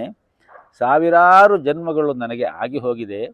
ಯಾವ ಯಾವ ಯೋನಿಗಳಲ್ಲಿ ಬಂದಿದ್ದೀನಿ ಅಂತ ಹೇಳಿದ್ರೆ ದೇವ ತಿರ್ಯಂಗ್ ನೃ ಯೋನಿಷು, ಎಲ್ಲ ಯೋನಿಗಳಲ್ಲೂ ನಾನು ಬಂದಿದ್ದೇನೆ. ಈಗ ನನಗೆ ತಂದೆ ತಾಯಿಗಳಾಗಿ ಎಷ್ಟೋ ಜನ ಆಗಿ ಹೋಗಿದ್ದಾರೆ. ಕಸ್ಮಿನ್ ಜನ್ಮನಿ ಅಮೀ ಮಹ್ಯಂ ಪಿತರಃ ಮಾತರಃ ಅಭವನ್. ನನ್ನ ಯಾವ ಜನ್ಮದಲ್ಲಿ ಇವರಿಬ್ಬರು ನನಗೆ ತಂದೆ ತಾಯಿಗಳು ಆಗಿದ್ರು ಹೇಳಿ ನೀವು? ಸಾವಿರಾರು ಜನ್ಮ ಆಗಿ ಹೋಗಿದೆ ನನಗೆ. ಆದ್ದರಿಂದ ನಾನು ಯಾರನ್ನ ಅಂತ ಹೇಳಿ ಸಂತೋಷ ಪಡಿಸ್ಲಿಕ್ಕೆ ಸಾಧ್ಯ? ಎಲ್ಲರೂ ಹಾಗೆ ಕೇಳ್ತಾರೆ. ಯಾವ ತಂದೆ ತಾಯಿಗಳನ್ನು ನಾನು ಸಂತೋಷ ಪಡಿಸ್ಲಿಕ್ಕೆ ಸಾಧ್ಯ? ಅದನ್ನು ಸ್ವಲ್ಪ ಯೋಚನೆ ಮಾಡಬೇಕು ನೀವು. ಯಾವದ್ಯಸ್ಯ ಹಿ ಸಂಬಂಧೋ, ಹುಟ್ಟಿದಂತಹ ಜೀವಿಗೆ ಆ ತಂದೆ ತಾಯಿಗಳ ಸಂಬಂಧ ಎಷ್ಟು ಅಂತ ಹೇಳಿದ್ರೆ, ಎಲ್ಲಿವರೆಗೆ ಅವರು ಇರ್ತಾರೋ ಯಾವದ್ಯಸ್ಯ ಹಿ ಸಂಬಂಧ, ಅಷ್ಟೇ ಸಂಬಂಧ. ಮಮತ್ವಂಚ ತಾವದೇವಹಿ, ಆ ಮಮಕಾರವೂ ಕೂಡ ಅಷ್ಟೇ ಇರೋದು, ಅದಕ್ಕಿಂತ ಜಾಸ್ತಿ ಇಲ್ಲ. ಆದರೆ ನಾವು ಒಪ್ಪಕ್ಕಾಗುತ್ತಾ ಇದು? ಅದು ಬೇರೆ ವಿಚಾರ. ನಾವು ಮನುಷ್ಯ ಮಾತ್ರ ಆದವರಿಗೆ ಈ ಗೀತೆಯ ಈ ನ ಹನ್ಯತೆ ಹನ್ಯಮಾನೆ ಶರೀರೇ ಅನ್ನುವಂತಹ ಮಾತನ್ನು ಇಟ್ಟುಕೊಂಡು ಚಿತ್ರಕೇತುವಿನ ಉಪಾಖ್ಯಾನವನ್ನು ಅಂದ್ಕೊಂಡ್ರೂ ಕೂಡ ನಮಗೆ ನಮ್ಮದು ಅನ್ನುವ ಭಾವ ಹೋಗುತ್ತಾ? ಹೋಗುವುದಿಲ್ಲ. ಅದಕ್ಕೇನೆಯ ಮಮಕಾರ ಇಲ್ಲದೆ ಹೋದಾಗಲೇ ಜ್ಞಾನಿ ಆಗ್ತಾನೆ. ಪಾಂಡಿತ್ಯದಿಂದಲ್ಲ ಒಬ್ಬ ಜ್ಞಾನಿ ಆಗುವುದು ಅನ್ನುವಂತಹ ಮಾತನ್ನು ಹೇಳ್ತಾರೆ. ಆ ರೀತಿಯಲ್ಲಿ ನಾವು ಆ ಜೀವನವನ್ನು ತೆಗೆದುಕೊಳ್ಬೇಕು. ಆದ್ದರಿಂದ ಇಲ್ಲಿ ಶಾಶ್ವತಃ ಅಂತ ಹೇಳಿದಾಗ ಆ ಮಾತನ್ನು ನಾವು ತಗೊಳ್ಬೇಕು. ಶಶ್ವತ್ ಅಂತ ಹೇಳಿದ್ರೆ, ಶಶ್ವತ್ ಅಂದರೆ ಯಾವಾಗಲೂ ಅಂತೇಳಿ. ಅವನು ನಿತ್ಯ ಅಂತ ಹೇಳುವುದು ಅವನು ಹೋಗ್ತಾ ಇರ್ತಾನೆ ಬರ್ತಾ ಇರ್ತಾನೆ. ಅಜಹ ಅಂತ ಹೇಳಿದ್ರೆ ಹುಟ್ಟಿಲ್ಲದವನು. ಇನ್ನು ಶಾಶ್ವತಃ ಅಂತ ಹೇಳಿದ್ರೆ ಏನು? ಶಾಶ್ವತಃ ಅಂತ ಹೇಳಿದ್ರೆ ಒಬ್ಬ ಅಕ್ಕಸಾಲಿ ಇದ್ದಾನೆ. ಅಕ್ಕಸಾಲಿಯ ಕಮ್ಮಾರ ಸಾಲೆ ಅಂತ ಇಟ್ಕೊಳ್ಳಿ. ಅವನು ಯಾವ್ಯಾವುದೋ ವಸ್ತುಗಳನ್ನು ಒಂದು ಅಡಿಗಲ್ಲನ್ನು ಹಾಕ್ಕೊಂಡಿರ್ತಾರೆ. ಆ ಅಡಿಗಲ್ಲ ಮೇಲೆ ಎಷ್ಟೋ ವಸ್ತುಗಳನ್ನು ಇಟ್ಕೊಳ್ತಾನೆ, ಕುಟ್ತಾನೆ, ತಟ್ತಾನೆ, ಮಾಡಿ ಅದಕ್ಕೆ ಯಾವುದೋ ಒಂದು ರೂಪ ಕೊಡ್ತಾನೆ, ಕಳಿಸ್ತಾನೆ. ಆ ವಸ್ತು ಬೇರೆ ಬೇರೆ ರೂಪ ತಾಳಿ ಹೋಗ್ತಾ ಇರುತ್ತೆ. ಆದರೆ ಅವನು ಆಧಾರವಾಗಿ ಇಟ್ಟುಕೊಂಡಂತಹ ಅಡಿಗಲ್ಲು ಒಂದೇ ತರಹ ಇರುತ್ತೆ. ಆ ರೀತಿಯಲ್ಲಿ ಶರೀರಕ್ಕೆ ಬೇರೆ ಬೇರೆ ಆಕಾರ ಬರಬಹುದು, ಆದರೆ ಆತ್ಮ ಚೈತನ್ಯ ಒಂದೇ ರೀತಿಯಲ್ಲಿ ಇರ್ತದೆ. ನಹನ್ಯತೆಯ ಮತ್ತು ಪುರಾಣ ಅಂತ ಹೇಳಿದ್ರೆ ಪುರಾ ಅಪಿ ನವ ಏವೇತಿ ಮನ್ಯತೆ. ಅದು ಎಷ್ಟು ಹಳೆಯದಾದರೂ ಕೂಡ ಅದು ಹೊಸದು ಅನ್ನುವಂತಹ ಅರ್ಥದಲ್ಲೇ ತೆಗೆದುಕೊಳ್ಬೇಕು ನಾವು. ಸನಾತನ ಅಂತ ಒಂದು ಮಾತಿದೆ ಅಲ್ವಾ? ಸನಾತನ ಅನ್ನುವ ಮಾತಿಗೆ ಅರ್ಥ ಏನು? ಸದಾತನ ಸನಾತನ. ಸದಾ ತನ್ನ ತನವನ್ನು ಇಟ್ಟುಕೊಂಡಿರುವುದೇ ಸನಾತನ. ಆ ರೀತಿಯಲ್ಲಿ ಪುರಾ ಅಪಿ ನವ ಏವೇತಿ, ಅದು ಎಷ್ಟು ಹಳೆಯದಾದರೂ ಕೂಡ ಇವತ್ತಿಗೂ ಕೂಡ ಅದು ಅದೇ ರೀತಿಯ ಎಲ್ಲ ರೀತಿಯ ಭಾವನೆಗಳನ್ನು ನಮಗೆ ತಂದುಕೊಡುವಂತಹದ್ದು. ಡಿ ವಿ ಜಿಯವರು ಭಗವದ್ಗೀತಾ ತಾತ್ಪರ್ಯ ಅಂತ ಒಂದು ಗ್ರಂಥ ಬರೆದಿದ್ದಾರೆ. ನಾನು ಅದನ್ನು ಮತ್ತೆ ಮತ್ತೆ ಹೇಳ್ತಾ ಇರ್ತೀನಿ ನಿಮಗಲ್ವಾ. ಅದನ್ನು ವಿಮರ್ಶೆ ಮಾಡಿದಂತಹ ಒಬ್ಬ ಮಹನೀಯರು, ಬಹಳ ದೊಡ್ಡ ಪಂಡಿತರು. ಅವರು ಬೆಂಗಳೂರು ಯೂನಿವರ್ಸಿಟಿನಲ್ಲಿ Sanskrit head of the department ಆಗಿದ್ದರು. ಪ್ರೊಫೆಸರ್ KT ಪಾಂಡುರಂಗಿ ಅಂತ ಹೇಳಿಬಿಟ್ಟು ಅವರು ಹೇಳ್ತಾರೆ, ಈ ಭಗವದ್ಗೀತಾ ತಾತ್ಪರ್ಯ ಇದರಲ್ಲಿ ಇವರು ಏನು ಹೇಳಿದ್ದಾರೆ ಅಂತ ಕೇಳಿದ್ರೆ, 5000 ವರ್ಷಗಳಿಗೂ ಹಿಂದಿನ ಸಮಾಜದ ವರ್ಣಾಶ್ರಮ ಧರ್ಮಗಳ ನೆಲೆಯಲ್ಲಿ ಇದ್ದಂತಹ ಸಾಮಾಜಿಕ ಪರಿಸರಕ್ಕೆ ಅನುಗುಣವಾಗಿ ಆವತ್ತು ಕೃಷ್ಣ ಹೇಳಿದಂತಹ ಆ ಭಗವದ್ಗೀತೆಯ ತತ್ವ ವಿಚಾರವನ್ನು ಇವತ್ತಿಗೂ ಕೂಡ ಅದು ಪ್ರಸ್ತುತವಾಗುತ್ತದೆ ಎನ್ನುವ ರೀತಿಯಲ್ಲಿ ಮತ್ತೆ ಮತ್ತೆ ಕಾಣಿಸಿಕೊಟ್ಟಿರುವುದೇ ಈ ಗೀತೆಯ ವಿಶೇಷತೆ. ಕೃಷ್ಣ ಹೇಳಿದಂತಹ ವಿಚಾರಗಳು ಆವತ್ತು ಅರ್ಜುನನಿಗೆ ಯಾವ ಸಂದರ್ಭದಲ್ಲಿ ಹೇಳಿದನೋ ಅದೇ ವಿಚಾರ ಇವತ್ತು ನಮ್ಮೆಲ್ಲರ ಜೀವನದಲ್ಲೂ ಕೂಡ ಒಂದಲ್ಲ ಒಂದು ಹಂತದಲ್ಲಿ ಅದು ಸರಿಯಾದ ರೀತಿಯಲ್ಲಿ ನಮ್ಮ ಮನಸ್ಸಿಗೆ ಬಂದು ನಮಗೊಂದು ಸಮಾಧಾನವನ್ನು, ಶಾಂತಿಯನ್ನು ತಂದುಕೊಡ್ತದೆ. ಆದ್ದರಿಂದ ಪುರಾಣ ಅಂತ ಹೇಳಿದಾಗ ಅದು ಹಳೆಯದಾದರೂ ಕೂಡ ಹೊಸದಾಗಿಯೇ ಇದೆ. ನ ಹನ್ಯತೆ ಹನ್ಯಮಾನೇ ಶರೀರೆ, ಕೊನೆಯಲ್ಲಿ ಅವನು ಕೃಷ್ಣ ಕೊಡುವಂತಹ ಒಂದು ಕನ್ಕ್ಲೂಷನ್ ಇದು. ಹನ್ಯಮಾನೇ ಶರೀರೆ ನ ಹನ್ಯತೆ, ಇದನ್ನು ನಮ್ಮ ಉಪನಿಷತ್ತುಗಳು, ಗೀತೆ ಮತ್ತೆ ಮತ್ತೆ ಒತ್ತಿ ಒತ್ತಿ ಹೇಳ್ತಾ ಇರುವ ವಿಚಾರವೇ ಇದು. ಈ ಜೀವನ ದೇಹದಿಂದ ಇರುವಂತಹ ಜೀವನವನ್ನು ನೀವು ನೋಡಬಾರ್ದು, ಆತ್ಮ ಚೈತನ್ಯದಿಂದ ಇರುವಂತಹ ಜೀವನವನ್ನು ನೋಡಬೇಕು. ಆತ್ಮ ಅಂತ ಹೇಳುವುದು ಯಾವತ್ತೂ ಇರುವಂತಹದ್ದು. ಶ್ವೇತಾಶ್ವತರ ಉಪನಿಷತ್ತು ಅಂತ ಹೇಳಿ ಬಂದಿದೆ ಅಲ್ವಾ, ಕೇಳಿದ್ದೀರಲ್ವಾ. ಶಂಕರಾಚಾರ್ಯರು ಅದಕ್ಕೂ ಒಂದು ವಿವರಣೆ ಕೊಟ್ಟಿದ್ದಾರೆ. ಅದರಲ್ಲಿ ಒಂದು ಮಾತುಂಟಲ್ವಾ, ಶೃಣ್ವಂತು ವಿಶ್ವೇ ಅಮೃತಸ್ಯ ಪುತ್ರಾಹ ಅಂತ ಹೇಳಿ. ಎಲ್ಲರೂ ಕೇಳಬೇಕು, ನಾವೆಲ್ಲರೂ ಕೂಡ ಅಮೃತಸ್ಯ ಪುತ್ರಾಹ, ಅಮೃತದ ಮಕ್ಕಳು. ಅಂದರೆ ನಮಗೆ ಸಾವಿಲ್ಲ, ನಾವು ಯಾವತ್ತಿಗೂ ಇರುವಂತಹವರೇ, ಯಾವುದೋ ಒಂದು ರೀತಿಯಲ್ಲಿ ಇರುವಂತಹವರೇ. ಹೋಗ್ತೀವಿ ಬರ್ತೀವಿ, ಹೋಗ್ತೀವಿ ಬರ್ತೀವಿ ಅಂತ ಹೇಳೋದು ಏನಿದ್ರೂ ಕೂಡ ಈ ಶರೀರಕ್ಕೆ. ಆತ್ಮಕ್ಕೆ, ಚೈತನ್ಯಕ್ಕೆ ಸಾವಿಲ್ಲ. ಆತ್ಮ ಚೈತನ್ಯ ನಿತ್ಯ ನಿರಂತರವಾದದ್ದು. ಆ ಭಾವನೆ ನಮ್ಮ ಮನಸ್ಸಿಗೆ ಬರಬೇಕು. ಬರೀ ಶ್ಲೋಕದ ಒಂದು ಭಾವ ಬಂದ್ರಲ್ಲ, ಅದು ನಮ್ಮ ಮೇಧಾಶಕ್ತಿಗೆ ಗೋಚರವಾಗಬೇಕು, ನಮ್ಮ ಮನಸ್ಸಿನ ಒಳಭಾವಕ್ಕೆ ಬರಬೇಕು. ಅದು ಇಲ್ಲಿ ಕೃಷ್ಣ ಹೇಳಿರುವಂತಹ ಈ ಶ್ಲೋಕದ ಮೂಲಾರ್ಥ. ನ ಜಾಯತೆ ಮ್ರಿಯತೆ ವಾ ಕದಾಚಿತ್ ನ ಅಯಂ ಭೂತ್ವಾ ಅಭವಿತಾ ವಾ ನ ಭೂಯಃ ಅಜೋ ನಿತ್ಯ ಶಾಶ್ವತಃ ಅಯಂ ಪುರಾಣಃ ನ ಹನ್ಯತೆ ಹನ್ಯಮಾನೇ ಶರೀರೆ. ಶೃಣ್ವಂತು ವಿಶ್ವೇ ಅಮೃತಸ್ಯ ಪುತ್ರಾಹ ಅನ್ನುವಂತಹ ಆ ಒಂದು ಯಾವ ಶ್ವೇತಾಶ್ವತರ ಉಪನಿಷತ್ತಿನ ಮಾತುಂಟಲ್ಲ, ಆ ಮಾತನ್ನು ಇಟ್ಟುಕೊಂಡು ಸ್ವಾಮಿ ರಂಗನಾಥಾನಂದಜಿಯವರು ಹೇಳ್ತಾರೆ, ಈ ಮಾತು ಅದ್ಭುತವಾದಂತಹ ಋಷಿಯ ಚಿಂತನೆ. ಈ ಚಿಂತನೆಯ ಅರಿವಿನಲ್ಲಿ ಸ್ವಲ್ಪವಾದರೂ ನಮಗೆಲ್ಲ ಬಂದದ್ದೇ ಆದರೆ ನಮ್ಮಲ್ಲಿ ಇನ್ನಿಲ್ಲದ ಶಕ್ತಿ, ನಿರ್ಭಯತೆ, ಅನುಕಂಪೆ ಇದು ಬರಲಿಕ್ಕೆ ಕಾರಣವಾಗ್ತದೆ. ನಾವು ಅಮೃತ ಪುತ್ರರು ಅಂತ ಮತ್ತೆ ಮತ್ತೆ ನಾವು ಹೇಳ್ಕೊಳ್ಬೇಕು. ಹಾಗೆ ಬಂದರೆ ಅದೇ ನಮ್ಮಲ್ಲಿ ಒಂದು ಐಕ್ಯತೆಯನ್ನು ತಂದುಕೊಡ್ತದೆ. ಒಂದು ಉಪನಿಷತ್ತು ಹೇಳುತ್ತದೆ, ನಾವೆಲ್ಲರೂ ಆ ಐಕ್ಯ ಏನು ಅಂತ ಕೇಳಿದ್ರೆ, ನಾವೆಲ್ಲರೂ ಒಂದೇಯಾ ಅನ್ನುವ ಭಾವನೆ ನಮಗೆ ಬರಬೇಕು. ಅಮೃತಸ್ಯ ಪುತ್ರಾಹ ಅನ್ನುವುದನ್ನು ನಾವು ಯೋಚನೆ ಮಾಡಿದಾಗ ಸ್ವಾಮೀಜಿಯವರು ಹೇಳಿದಾಗೆ ಒಂದು ಶಕ್ತಿ, ಒಂದು ನಿರ್ಭಯತೆ, ಒಂದು ಅನುಕಂಪೆ ಬಂದರೆ ಆ ಐಕಮತ್ಯ ನಮ್ಮಲ್ಲಿ ಬರ್ತದೆ. ಒಬ್ಬರನ್ನ ಒಬ್ಬರು ತುಂಬ ಸ್ನೇಹದಿಂದ, ಸೌಮನಸ್ಕತೆಯಿಂದ ನೋಡುವುದಕ್ಕೆ ಸಾಧ್ಯವಾಗ್ತದೆ. ಪ್ರೇಮಾರ್ದ್ರ ಭಾವದಲ್ಲಿ ಪರಸ್ಪರ ಒಂದು ಇದರಲ್ಲಿ ಬಾಳಲಿಕ್ಕೆ ಸಾಧ್ಯವಾಗ್ತದೆ. ಆ ಐಕಮತ್ಯ ಬರಬೇಕು, ಅದೇ ಬಹಳ ಮುಖ್ಯ. ಆ ಐಕಮತ್ಯಕ್ಕೆ ಕಾರಣವಾಗುವಂತಹ ಈ ಉಪನಿಷತ್ತಿನ ಅರ್ಥಭಾವ ಸ್ಫುರಣೆಯಾದಾಗ ಆ ಐಕಮತ್ಯ ಇದ್ರೇನೆಯ, ಆ ಐಕಮತ್ಯವೇ ನೈತಿಕ ಪ್ರಜ್ಞೆಯ ತಳಹದಿ ಅಂತ ಹೇಳ್ತಾರೆ ಅವರು. ಸೌಜನ್ಯ, ಈ ಸೌಜನ್ಯ ಅನ್ನೋ ಶಬ್ದ ಇದೆಯಲ್ಲ, ಈ ಸೌಜನ್ಯದಲ್ಲಿ ನಮ್ಮ ಒಂದು ಸಮಾನತೆಯ ಭಾವ, ಶಮತೆಯ ಭಾವ, ಸ್ನೇಹದ ಭಾವ ಎಲ್ಲವೂ ಸೇರಿಕೊಂಡು ಬರ್ತದೆ ಅಂತ ಹೇಳ್ತಾರೆ. ಸೌಜನ್ಯ ಬಹಳ ವಿಶೇಷವಾದ ಪದ.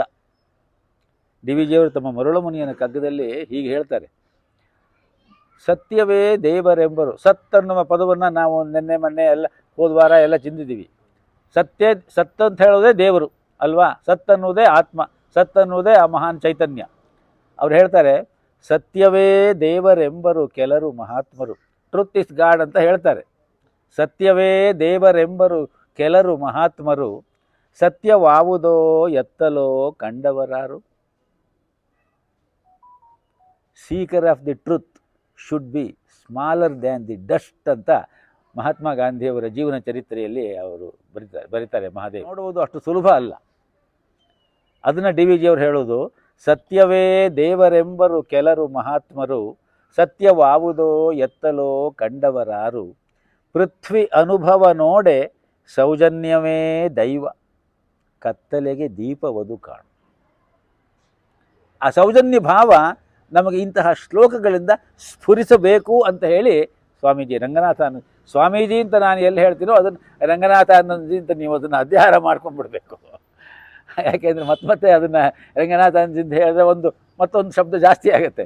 ಸ್ವಾಮೀಜಿಯವರು ಹೇಳುವ ಮಾತಿದು. ಆ ರೀತಿಯಲ್ಲಿ ನಮ್ಮ ಮನಸ್ಸಿಗೆ ಆ ಭಾವ ಬರಬೇಕಾದ್ರೆ ಅದು ಬರಬೇಕು. ಆ ಸತ್ತಿದೆಯಲ್ಲ, ಆ ಸತ್ ಅಂತ ಹೇಳೋದು ಅಣಗಿಸಲಿಕ್ಕೆ ಸಾಧ್ಯವಾಗದೇ ಇರುವಂತಹದ್ದು ಆತ್ಮದ ಸತ್ತು ಗುಣ. ಈ ಸತ್ತನ್ನೇ ಇಟ್ಟುಕೊಂಡು ಇನ್ನೊಂದೆರಡು ಮಾತನ್ನು ನಾವು ತಿಳ್ಕೊಳ್ಬಹುದು ಅಂತಾದರೆ, ಆ ಮಹಾನ್ ಚೈತನ್ಯದ ರೂಪ ಲಕ್ಷಣಗಳನ್ನು ಹೇಳುವಾಗ 3 ಲಕ್ಷಣಗಳನ್ನು ವಿಶೇಷವಾಗಿ ಹೇಳ್ತಾರೆ ಅಲ್ವಾ? ಯಾವುದು? ಸತ್, ಚಿತ್, ಆನಂದ. ಇರವು, ಅರಿವು, ಆನಂದ. ಇರವು ಅಂತ ಹೇಳಿದ್ರೆ ಬೀಯಿಂಗ್. ಸತ್ ಅಂದರೆ ಅದೇ ಅರ್ಥ. ಸತ್ ಅಂತ ಹೇಳಿದ್ರೆ ಯಾವಾಗಲೂ ಇರುವಂತಹದ್ದು, ಭೂತ ಭವಿಷ್ಯ ವರ್ತಮಾನ ಕಾಲಗಳಲ್ಲಿ ಕಡಿವಡೆಯದೆ ಒಂದೇ ರೀತಿ ಇರುವಂತಹದ್ದು ಚೈತನ್ಯ, ಅದು ಇರವು. ಆ ಇರವಿನ ಮೂಲ ಸ್ವರೂಪ ಯಾವುದು? ಚಿತ್. ಸತ್ಯಂ ಜ್ಞಾನಂ ಅನಂತಂ ಬ್ರಹ್ಮ. ನೆನೆ ಈ ಮಾತನ್ನು ನಾವು ಅನುಸಂಧಾನ ಮಾಡಿದ್ವಿ ಅಲ್ವಾ? ಯೋ ವೇದ ನಿಹಿತಂ ಗುಹಾಯಾಂ. ಯಾರದು ನನ್ನ ಒಳಗೆ ಇದೆ ಅಂತ ಹೇಳಿ ತಿಳ್ಕೊಳ್ತಾನೋ, ಪರಮೇ ವ್ಯೋಮನ್ನ. ಅದೇ ಸತ್ಶಕ್ತಿ ಮೇಲೆ ಕೂಡ ಇದೆ ಅಂತ ತಿಳ್ಕೊಳ್ತಾನೋ, ಸೋಷ್ಣುತೆ ಸರ್ವಾನ್ ಕಾಮಾನ್. ಅವನು ಆನಂದವನ್ನು ಪಡಿತಾನೆ. ನಾವೆಲ್ಲ ಬರ್ತೀವಿ ಹೋಗ್ತೀವಿ ಅನ್ನೋದರ ಮಧ್ಯದಲ್ಲಿ ಆ ಬರುವ ಹೋಗುವ ಶರೀರಕ್ಕೆ ಬೆಲೆ ಜಾಸ್ತಿ ಕೊಡ್ತೀವಿ. ಇದು ಬರುತ್ತೆ ಹೋಗುತ್ತೆ, ಇದು ಹೇಗೆ ಅಂತ ಕೇಳಿದ್ರೆ, ನೀರ ಮೇಲಣ ಗುಳ್ಳೆ ನಿಜವಲ್ಲ ಹರಿಯೇ ಅಂತ ಒಂದು ದಾಸರ ಪದ ಇದೆ ಅಲ್ವಾ? ಆ ರೀತಿಯಲ್ಲಿ ಗುಳ್ಳೆ ಹೋಗ್ತಾ ಇರುತ್ತೆ, ಆದರೆ ಗುಳ್ಳೆಯೂ ನೀರಿನ ಅಂಶವೇ. ಆದರೆ ಫಟ್ ಅಂತ ಹೊಡೆದು ಹೋದರೆ ಆ ನೀರಿನಲ್ಲಿ, ಅನಂತವಾದ ನೀರಿನಲ್ಲಿ, ಸಿಂಧುವಿನಲ್ಲಿ ಬಿಂದುವಾಗಿ ಕರಗಿ ಹೊರಟೋಗುತ್ತೆ. ಆದ್ದರಿಂದ ಅವನು ಗುಳ್ಳೆಗಳಂತೆ ನಮ್ಮನ್ನು ಆ ಚೈತನ್ಯ ಸ್ವರೂಪದ ಕಿಡಿಗಳಂತೆ, ಗುಳ್ಳೆಗಳಂತೆ ಹಾರಿಸ್ತಾ ಇದ್ದಾನೆ. ನಭದ ಬಯಲೊಳನಂತ ಮನದ ಗುಹೆಯೊಳನಂತ. ನಭದ ಬಯಲೊಳು ಅನಂತ, ಮನದ ಗುಹೆಯೊಳು ಅನಂತ. ಎರಡೂ ಅನಂತವೇ. ಅವನು ಅನಂತ ಅಂತ ಹೇಳೋದು ಆಕಾಶ, ಆಕಾಶ ಅಂತ ಹೇಳೋದು ಶಬ್ದ ಅಂತ ಹೇಳೋದು ಹುಟ್ಟಿಗೆ ಮೂಲ ಕಾರಣ.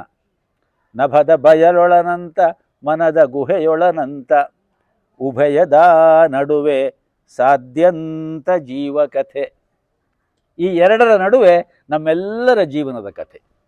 ಉಭಯದ ನಡುವೆ ಸಾಧ್ಯಂತ ಜೀವಕಥೆ. ವಿಭುವೊಬ್ಬನೀ ಗಾಳಿ ಬುಡ್ಡೆಗಳ ನೂದುವನು. ಯಾವನೋ ಒಬ್ಬ ವಿಭು ಇದ್ದಾನೆ, ಅವನು ಈ ಗಾಳಿ ಬುಡ್ಡೆಗಳನ್ನು ಊದಿ ಊದಿ ಊದಿ ಊದಿ ಬಿಡ್ತಾ ಇದ್ದಾನೆ. ಹಬೆಗುಳ್ಳೆಯೋ ಸೃಷ್ಟಿ ಮಂಕುತಿಮ್ಮ. ನಾವೆಲ್ಲ ಹಬೆಗುಳ್ಳೆ ಇದ್ದಂತೆ. ಇದು ನಮ್ಮ ಮನಸ್ಸಿಗೆ ಬರಬೇಕು, ನಮ್ಮ ಭಾವಕ್ಕೆ ಬರಬೇಕು. ಇರವು, ಅರಿವು, ಆನಂದ ಅಂತ 3 ಇದೆ. ಆ 3ನ್ನ ಈಗ ಶ್ಲೋಕದಲ್ಲಿ ಕೃಷ್ಣ ಏನೇನೋ ಹೇಳಿದ್ದಾನೆ ಅರ್ಜುನನಿಗೆ, ನಾವು ಶ್ಲೋಕವನ್ನು ತಿಳ್ಕೊಂಡ್ವಿ. ಇದರ ಅನ್ವಯ ನಮ್ಮ ಜೀವನದಲ್ಲಿ ಹೇಗೆ ಅಂತ ಹೇಳಿದ್ರೆ, ಡಿ ವಿ ಜಿಯವರು 3 ಪದ್ಯದಲ್ಲಿ ಆ ಸತ್ ಗುಣವನ್ನು, ಚಿತ್ ಗುಣವನ್ನು, ಆನಂದ ಗುಣವನ್ನು ಕಟ್ಟಿಕೊಡ್ತಾರೆ. ಸತ್ ಗುಣ ಅಂತ ಹೇಳಿದ್ರೆ, ಜನಿಸಿದುದು ಮೃತಿಯ ನೆಳೆಸದೆ ಬೆಳೆಯಲೆಳಸುವುದು. ಒಣಗಿದಂತಿರುವ ತೃಣ ಮತ್ತೆ ಮೊಳೆಯುವುದು. ಮನುಜರಳಿವರು ಮನುಜ ಸಂತಾನ ನಿಂತಿಹುದು. ಅಣಗದ ಆತ್ಮದ ಸತ್ವ ಕಾಣು. ಯಾವ್ಯಾವುದು ಹುಟ್ಟಿದೆಯೋ ಈ ಜಗತ್ತಿನಲ್ಲಿ, ಈ ಭೂಮಿಯಲ್ಲಿ, ಅದೆಲ್ಲವುದೂ ಕೂಡ ಸಾಯಲಿಕ್ಕೆ ಇಷ್ಟಪಡುವುದಿಲ್ಲ ಯಾರು ಕೂಡ, ಅಲ್ವಾ? ಮನುಷ್ಯರು ಬಿಡಿ, ಎಲ್ಲ ಒಂದು ಸಸ್ಯ ಕೂಡ, ಪ್ರಾಣಿ ಕೂಡ, ಒಂದು ಇರುವೆ ಕೂಡ ತಪ್ಪಿಸ್ಕೊಡ್ಲಿಕ್ಕೆ ನೋಡುತ್ತೆ. ಜಿರಳೆ ಬಂತು ಅಂತ ನಾವು ಪರಕೆ ತಗೊಂಬಾರದ್ರೊಳಗೆ ಅದೆಲ್ಲ ಹೊರಟೋಗ್ಬಿಟ್ಟಿರುತ್ತೆ ಒಳಗಡೆಗೆ, ಅಲ್ವಾ? ಹಾಗೆ ಯಾರೂ ಕೂಡ ಸಾಯಲಿಕ್ಕೆ ಇಷ್ಟಪಡುವುದಿಲ್ಲ. ಜನಿಸಿದುದು ಮೃತಿಯ ನೆಳೆಸದೆ ಬೆಳೆಯಲೆಳಸುವುದು. ಬದುಕಬೇಕು ಅಂಥೇಳಿ ಅಪೇಕ್ಷೆ ಪಡುತ್ತೆ. ಒಣಗಿದಂತಿರುವ ತೃಣ ಮತ್ತೆ ಮೊಳೆಯುವುದು. ದೂರ್ವೆ ಇದೆಯಲ್ಲ, ದೂರ್ವೆ ಅಂತ ಹೇಳಿದ್ರೆ ಗರಿಕೆ, ಹುಲ್ಲು ಎಲ್ಲ ಕಡೆಗೂ ಇದೆ. ಆದರೆ ಬೇಸಿಗೆ ಕಾಲ ಬಂದಾಗ ಅದು ಎಲ್ಲೂ ಕಾಣೋದೇ ಇಲ್ಲ. ಆದರೆ ಅದೇ ಒಂದು ಸಣ್ಣ ಮಳೆ ಬಂದರೆ ಸಾಕು, ಎಲ್ಲ ಕಡೆಯೂ ಬುದ್ಬುದಾಕಾರದಲ್ಲಿ ಹಬ್ಕೊಂಡ್ಬಿಡುತ್ತೆ. ಒಣಗಿದಂತಿರುವ ತೃಣ ಮತ್ತೆ ಮೊಳೆಯುವುದು. ಮನುಜರಳಿವರು ಮನುಜ ಸಂತಾನ ನಿಂತಿಹುದು. ಬಿಡಿ ಮನುಷ್ಯ ಇಲ್ಲವಾಗಬಹುದು, ಆದರೆ ಆ ಮನುಷ್ಯನ ಸಂತಾನ, ಅವನ ಮೂಲ ಆಶಯ ಯಾವುದು? ನಾನು ಹೋಗ್ತೀನಿ ಅನ್ನೋದು ಗೊತ್ತುಂಟು. ನನ್ನ ಮಕ್ಕಳು ಚೆನ್ನಾಗಿರಬೇಕು, ನನ್ನ ಮೊಮ್ಮಕ್ಕಳು ಚೆನ್ನಾಗಿರಬೇಕು, ನನ್ನವರು ಚೆನ್ನಾಗಿರಬೇಕು. ಆ ನನ್ನ ಮಕ್ಕಳು, ನಾನು ಅನ್ನುವುದೇ ಗೀತೆ ನಮ್ಮನ್ನು ಯಾವ ಥರ ಮಾಡುತ್ತೆ ಅಂದರೆ, ನಾವು ಅನ್ನುವ ವಿಶಾಲಕ್ಕೆ ತೆಗೆದುಕೊಂಡು ಹೋಗುತ್ತೆ. ಅಷ್ಟೇನೆಯ. ಇದನ್ನೇ ಆತ್ಮವಿಸ್ತರಣ ಅಭ್ಯಾಸ ಅಂತ ಹೇಳ್ತಾರೆ. ಆತ್ಮವನ್ನು ವಿಸ್ತರಣೆ ಮಾಡಿಕೊಳ್ಳುವುದು. ಮಮತೆ ಅಳಿವಿಂ ಜ್ಞಾನ ಪಾಂಡಿತ್ಯದಿಂದಲ್ಲ. ಆ ಮಮ ಅನ್ನುವುದು ಹೋಗಿ ನಾವು ಅನ್ನುವುದು ಬರಬೇಕು. ಅದು ಮಮಮೇ ಆವಯೋಹನವು ಅಸ್ಮಾಕಂ ನಹ, ಅಸ್ಮಾಕಂ ಅನ್ನೋದು ಬರಬೇಕು. ಮಮ ಅನ್ನೋದು ಹೋಗಿ ನಹ ಅನ್ನುವುದು ಬರಬೇಕು. ಆ ರೀತಿಯಲ್ಲಿ ಮನುಜರಳಿವರು ಮನುಜ ಸಂತಾನ ನಿಂತಿಹುದು. ಅಣಗದು ಆತ್ಮದ ಸತ್ವ, ದುರ್ದಮ್ಯವಾದ, ಯಾರಿಂದಲೂ ಅಣಗಿಸಲು ಸಾಧ್ಯವಾಗದ ಆ ಆತ್ಮ ಮೊಳಿಬೇಕು ಅನ್ನುವ ಅದರ ಮೂಲ ಗುಣವನ್ನು ಯಾರೂ ಕೂಡ ನಾಶ ಮಾಡಲಿಕ್ಕೆ ಸಾಧ್ಯವಿಲ್ಲ. ಅಣಗದು ಆತ್ಮದ ಸತ್ವ. ಇದು ಸತ್ ಅನ್ನುವುದಕ್ಕೆ ಡಿವಿಯರ್ ಕೊಡುವಂತಹ ಒಂದು, ಇದೆಲ್ಲ ನಮ್ಮ ಮನಸ್ಸಿನ ಒಳಭಾವನೆ ಅಲ್ವಾ? ನಮಗೆಲ್ಲರಿಗೂ ಆ ಭಾವನೆ ಇಲ್ವಾ? ಅದು ಸದ್ಗುಣ, ಅದೇ ಸತ್ತು. ಇನ್ನು ಚಿತ್ ಗುಣ ಯಾವುದು? ಬನ್ನ ಬವಣೆಗಳ ತಾನು ಎನಿತೆನಿತು ಪಟ್ಟಿರೆಯುಂ, ಇನ್ನೊಮ್ಮೆ ಮತ್ತೊಮ್ಮೆ ಹೊಸ ಸಾಹಸಗಳಿಂ, ಸನ್ನಹಿಸುವಂ ಸುಮ್ಮನಿರಲೊಲದೆ ಮಾನವನು, ಚಿನ್ಮಯತೆ ಆತ್ಮಗುಣ ಕಾಣೋ. ಎಷ್ಟು ಕಷ್ಟಪಡ್ತೀವಿ ನಾವು, ಎಷ್ಟು ಸಂಕಟ ಪಡ್ತೀವಿ, ಏನೇನೋ ಒದ್ದಾಟ ಜೀವನದಲ್ಲಿ. ಬನ್ನ ಬವಣೆಗಳು ತಾನು ಎನಿತೆನಿತು ಪಟ್ಟಿರೆಯುಂ. ಕಷ್ಟಪಡ್ತೀವಿ, ಯಾವುದೋ ಒಂದು ಕೆಲಸ ಮಾಡಬೇಕು ಅಂಥೇಳಿ ಆಗೋದಿಲ್ಲ. ಮತ್ತು ಇನ್ನೆಲ್ಲೋ ಒಂದು ಕಡೆ ಇನ್ನೇನೋ ಮಾಡ್ಲಿಕ್ಕೆ ಹೋಗ್ತೀವಿ, ಅದು ಆಗೋದಿಲ್ಲ. 16 ಕಡೆ ಮಾಡಿದ್ರೂ ಆಗೋದಿಲ್ಲ, 11ನೇ ಕಡೆ ಮತ್ತೆ ಮಾಡುವ ಪ್ರಯತ್ನ ಮಾಡ್ತೀವಿ. ಬನ್ನ ಬವಣೆಗಳ ತಾನು ಎನಿತೆನಿತು ಪಟ್ಟಿರೆಯುಂ, ಇನ್ನೊಮ್ಮೆ ಮತ್ತೊಮ್ಮೆ ಹೊಸ ಸಾಹಸಗಳಿಂ, ಸನ್ನಹಿಸುವಂ ಮಾನವನು ಸುಮ್ಮನಿರಲೊಲದೆ. ಒಂದು ಕಡೆ ಸೋಲು ಬಂತು, ಮತ್ತೊಂದು ಪ್ರಯತ್ನ ಮಾಡೋಣ, ಮತ್ತೊಂದು ಪ್ರಯತ್ನ ಆ ಪ್ರಯತ್ನ ಮಾಡೋಣ ಅನ್ನುವುದರ ಆ ಭಾವನೆಯ ಹಿಂದಿರುವುದೇ ನಮ್ಮ ಚಿದ್ಗುಣ, ಚಿನ್ಮಯತೆ ಆತ್ಮಗುಣ. ಉದಾಹರಣೆಗೆ ನಾನು ಬೇಕಾದಷ್ಟು ಜನರದ್ದು ನೋಡಿದ್ದೀನಿ. ಇವಾಗೆಲ್ಲ ಈಟಿನಲ್ಲಿ ಕೆಲಸ ಮಾಡೋರಿಗೆ ಕೆಲವರಿಗೆಲ್ಲ ಬೆಂಚಲ್ಲಿ ಕೂರಿಸ್ಬಿಡ್ತಾರೆ, ಗೊತ್ತಲ್ವಾ? ಅವು ಎಷ್ಟು ಕಷ್ಟಪಡ್ತಾರೆ, ಅದು ಎಷ್ಟು ಕಂಪ್ನಿಗಳಿಗೆ ಹೋಗ್ತಾರೆ, ನೀವು ಯೋಚನೆ ಮಾಡಿ. ಆದರೆ ಪ್ರಯತ್ನ ಪಡೋದನ್ನು ಬಿಡ್ತಾರಾ? ಹಾಗೆ ನಾನು ಸುಮಾರು ಒಂದು 6-7 ಜನರನ್ನು ನಾನು ಗಮನಿಸಿದ್ದೀನಿ. 16 ಕಡೆ ಪ್ರಯತ್ನ ಮಾಡಿ ಕೊನೆಯದಲ್ಲೂ ಒಳ್ಳೆ ಕಡೆ ಕೆಲಸ ಸಿಕ್ತು ನನಗೆ. ಅದೇ ಚಿದ್ಗುಣ. ಆ ಚಿನ್ಮಯತೆಯ ಗುಣ ಇದೆಯಲ್ಲ, ಅದು ನಮ್ಮಲ್ಲಿಲ್ವಾ? ಇರವು ಅರಿವು ಆನಂದ,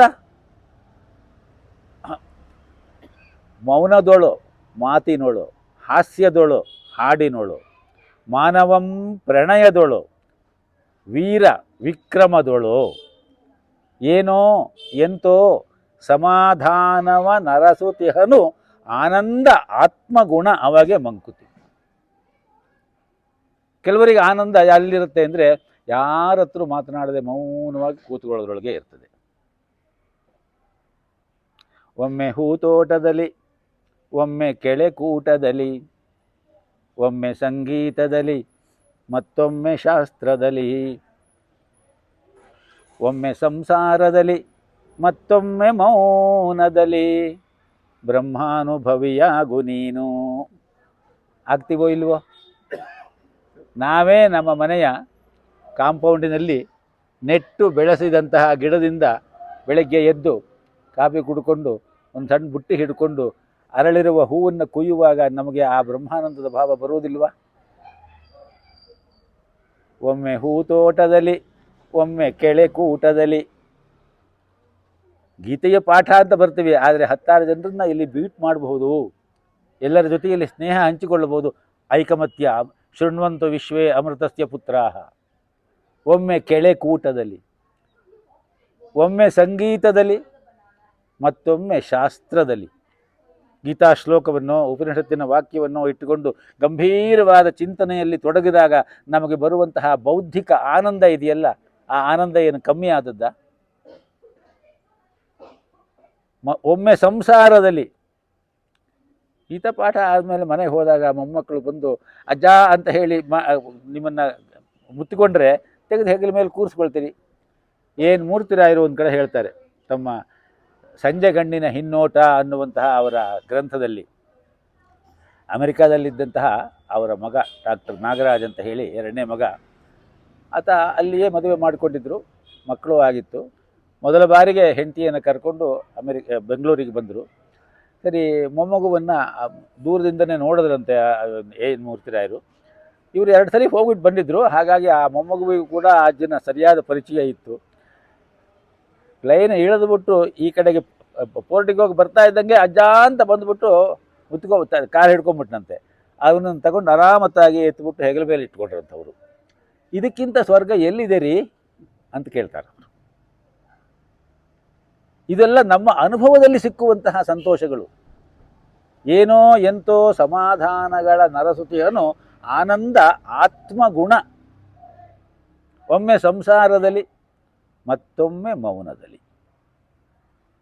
ರಾತ್ರಿ ಎಲ್ಲ ನಮ್ಮ ಕಾರ್ಯ ಮುಗೀತು, ಇನ್ನೇನು ನಾವು ಶಯನಕ್ಕೆ ಹೋಗಬೇಕು.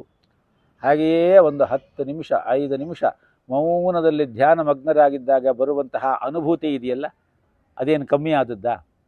ಮೌನದೊಳೋ, ಮಾತಿನೊಳೋ, ಹಾಸ್ಯದೊಳೋ, ಹಾಡಿನೊಳೋ, ಮಾನವಂ ಪ್ರಣಯದೊಳೋ. ಮೂಲಭೂತವಾದಂತಹ ಆ ಇನ್ಸ್ಟಿಂಕ್ಟು ಜೀವನದ ಸಾತತ್ಯತೆಗೆ, ಜೀವನದ ಉಲ್ಲಾಸಕ್ಕೆ, ಜೀವನದ ಆನಂದಕ್ಕೆ ಎಷ್ಟು ಕಾರಣವಾಗುತ್ತೆ ಅಂತ ಹೇಳುವುದು ಎಲ್ಲರಿಗೂ ಗೊತ್ತಿರುವಂತಹ ವಿಚಾರ.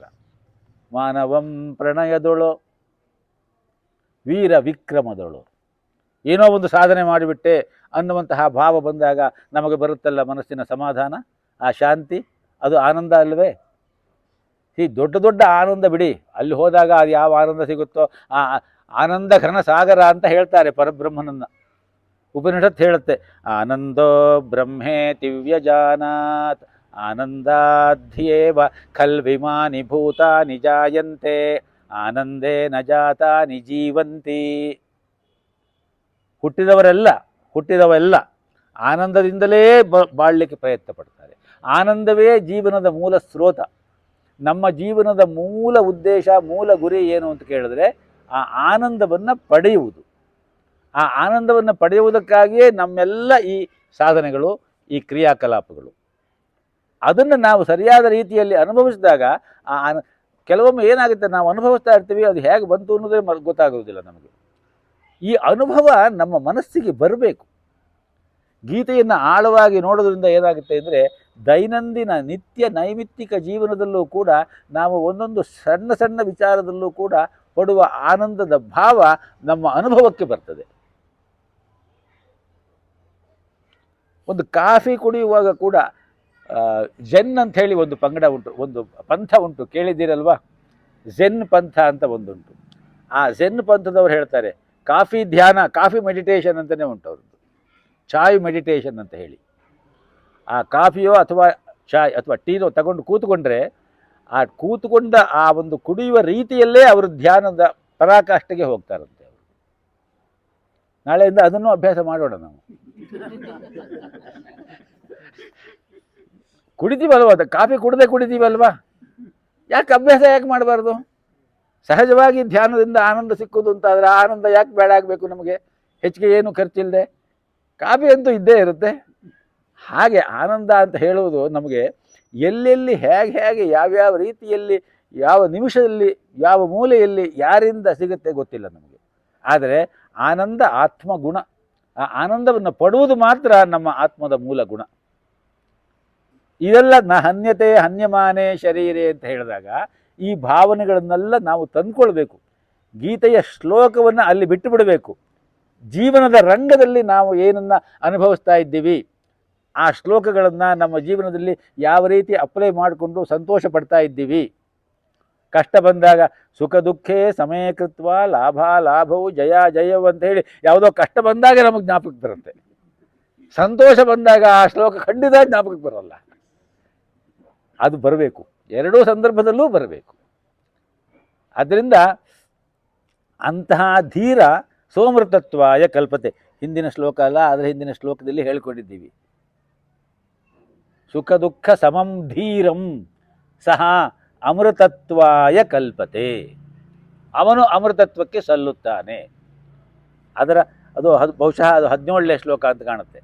ಆ ರೀತಿಯಲ್ಲಿ ನಾವು ಈ ಹನ್ಯತೆ ಹನ್ಯಮಾನೆ ಶರೀರೆ ಅಂತ ಹೇಳಿದಾಗ ಈ ಜೀವನದಲ್ಲಿ ನಾವು ಪಡೆಯುವಂತಹ ಎಲ್ಲವನ್ನೂ ಕೂಡ ಆತ್ಮ ಚೈತನ್ಯದ ನೆಲೆಯಲ್ಲಿ ನಿಂತುಕೊಂಡು ಅನುಭವಿಸುವ ಮನೋಭಾವವನ್ನು ಬೆಳೆಸ್ಕೊಳ್ಬೇಕು.